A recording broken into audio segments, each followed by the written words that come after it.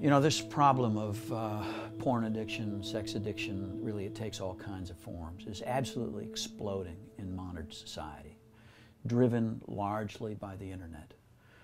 What was always a big problem, although seldom spoken about, has become truly epidemic.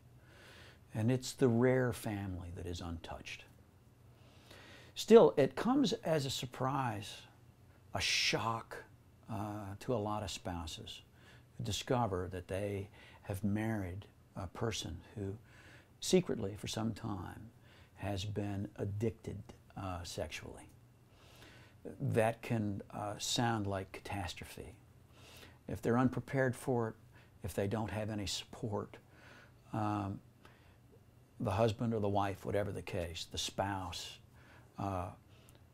can imagine at first blush that this is it, it's over. It's absolutely impossible now to salvage a marriage. We just have to leave. I've married a monster. I've married a sicko.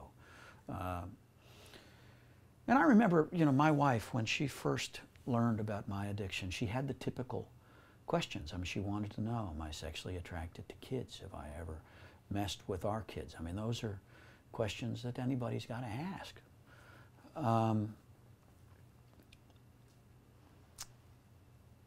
I think my wife may have known long before she knew. But for the sake, because she loved me, because she loved our kids, because she didn't want to upset the apple cart, whatever, I think, I don't know, I hate to speak for Allie.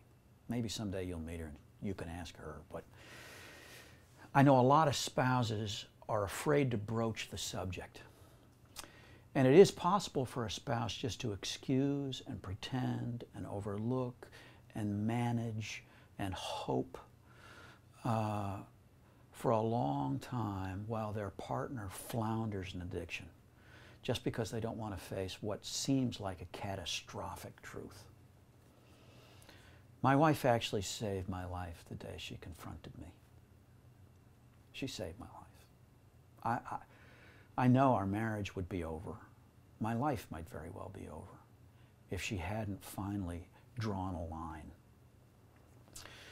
So the advice I give to spouses is kind of twofold. First of all, don't panic, please. There was a reason you married the person you married. There's somebody there to love. There's a good person. Addicts are not bad people. So don't panic.